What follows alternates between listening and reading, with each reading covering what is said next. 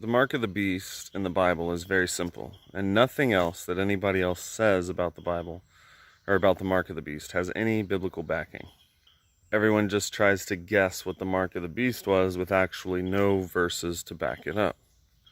So we'll just get straight to the point. The mark of the beast was the law. In Exodus and Deuteronomy, whenever the law was given, it said, "Bind this upon your hand and let it be for frontlets between your eyes." It said, "Let this be for a sign upon your hand and a memorial between your eyes." But the law was a curse, and it said Jesus Christ was made a curse for them and said he redeemed them from the curse of the law. The law was never going to be the covenant of God. It was added 490 years later, I think they said, or it was 430. It was added to the covenant of circumcision because of their transgressions, because of their wickedness. Paul said, what was the law written for? He said it was written for the wicked, not for the righteous. Then Jesus Christ came, born under the law, to redeem those who were born under the law, the ministration of death, the ministration of condemnation. He was made a curse for them, removing the curse of the law, so that there would be no more strength of sin, and he came to end sin. It is the very thing that Jesus came to do. He said he came to fulfill the law, and they said he came to end sin. That is what he came to do. But in 66 AD, the zealots, because they were zealous of the law, they were called zealots, right? These leaders, and they got all of Israel together, all the unbelievers, and they called themselves zealots, and they went to fight Rome because they were zealous of the law, and they were still trying to keep the Passover and everything else in the law. They were saying that the temple would not be destroyed, that the customs of Moses would not be changed, like Jesus said, like Stephen said. They said that that wouldn't happen. They said that Jesus was not the Messiah. God wouldn't end the law, and they got everybody to fight Rome, saying God will keep us. He will not let this temple be destroyed.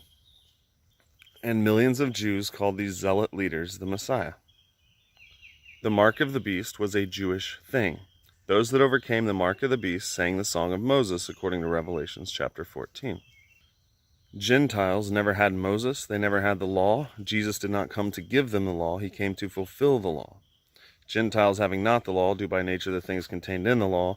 Gentiles were aliens from the commonwealth of Israel, strangers from the covenants of promise, without Christ, having no hope, and without God in the world. And they were made nigh by the blood of Christ whenever Jesus broke down the middle wall of partition that was between them, talking about the law, and taking the handwritten ordinances which were contrary to them, nailing them to the cross, taking them out of the way, making in himself one new man, so making peace. And the Gentiles were made nigh by the blood of Christ.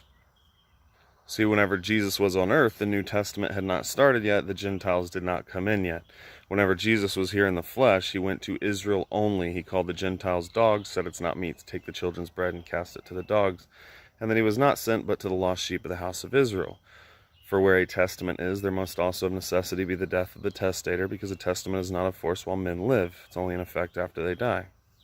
Gentiles were grafted in after Jesus came and said that he was going to fulfill that law. And in Acts, they were arguing that they should put the Gentiles under circumcision and under the law, and Peter stood up and said, why are we trying to put a burden on them that not even us or our fathers could bear? So they did not give the law to the Gentiles. This is why the mark of the beast was a Jewish thing. It's why it said, any man who has wisdom, let him count the number of the beast, for it's the number of a man. Their letters back then were numbers, so anybody's name, anybody that was learned in math or anything like that, whenever you would say their name, or any word for that matter, every word would have a sum. So in 66 AD, God left the temple, so that the man of sin could come and sit in the temple. He who now letteth will let until he be taken out of the way, and then that man of sin would be revealed. They could not sit in the temple of God until God left the temple. Once the glory cloud in 66 AD, it's written in history, moved off the temple, and a voice came up in the temple saying, get thee hence, because it was imminent destruction, is what they said in history. It was a bad omen. The believers fled into the wilderness, where they had a place prepared away from the face of the serpent for 1,260 days away from the face of this war. And they were nourished there in the wilderness under the glory cloud of God. Now the Jews took this law thing literally. They actually used to bind little scrolls to their hand and their forehead. They'd have a little box with a scroll in it. This is what the Bible's talking about. Whenever in Revelations chapter 10, it says the angel put 1 foot on the sea and 1 foot on the earth. One beast came up out of the sea, that's Israel, and the other beast came up out of the earth, that's the false prophet coming up out of Jerusalem. And he had a little scroll in his hand, a scroll that was big enough to eat. And John was going to write what it was, but the angel said, "Write it not, seal it up." He wasn't allowed to say what the mark of the beast was, because the beast was given power to overcome the saints. Anybody who did not believe in Jesus Christ, those 7 angels that uttered their voices were actually telling him that the law was the mark of the beast. And John wasn't allowed to write it because they were not allowed to know beforehand what the mark of the beast was. Because anybody who worshiped that image, anybody who said the law says, the law says, the law says, making the image of the beast speak, would not be of Christ, because the very thing that he came to do was destroy the temple, was finish the law, and end sin. And in 66 AD, these zealots that were zealous of the law took over the temple. Millions of them fought the Romans, fought with the Romans, were destroyed by the Romans.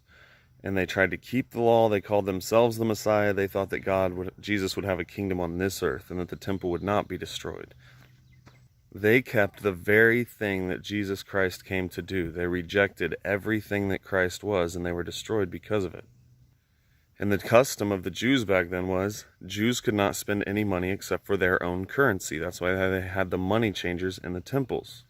So these zealots would not allow Christians into the temple because they didn't keep the law and they didn't keep the Passover. They saw Jesus Christ as the new Passover. Like Paul said, Jesus, our Passover, which was crucified for us. He became their new Passover, and they started taking communion. And these zealots would not allow. They took over the temple. They killed 12,000 people, all the council and all the priests in Israel, and took over the temple. And they would not allow Christians in. They would not allow them to exchange their money. They would kill Christians, and they couldn't buy or sell. The reason that they sang the song of Moses was because the Jews were put under the law.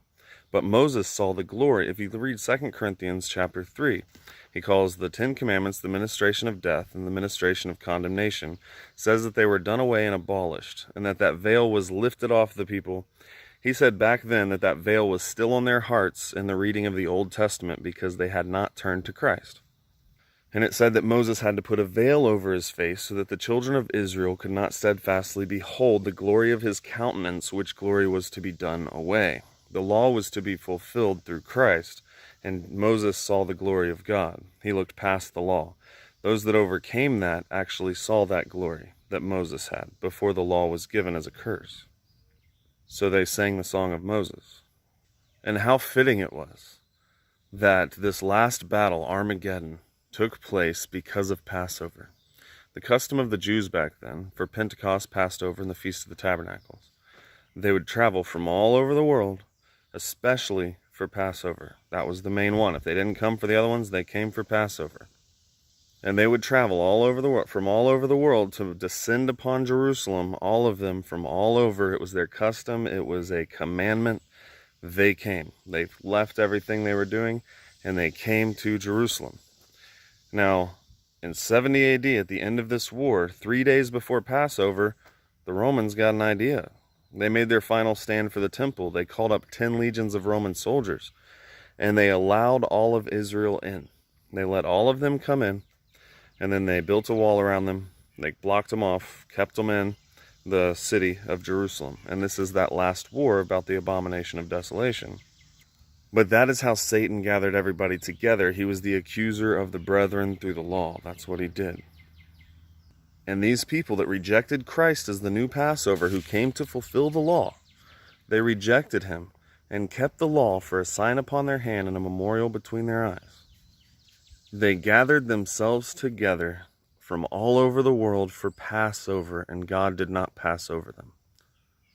He didn't. He destroyed them. Over 1 million of them died just on the day the temple was destroyed. They rejected Jesus Christ, called themselves the Messiahs, kept the law for a sign upon their hand, a memorial between their eyes, said that the temple would not be destroyed, rejected every single thing that Jesus Christ came to do. Rejected it, the whole thing. And they were killed because of Passover. Putting the blood on the posts did not help them. The Romans started this war, and Satan gathered all Israel together for Passover. And Passover was the beginning of the law. The law on the Passover, it says, that they would bind it upon their hand let it be for frontlets between their eyes. So that was the mark of the beast. I hope that you guys subscribe and come see. I'll be posting a video a day. At least I'm trying to post at least one video a day. So, thanks.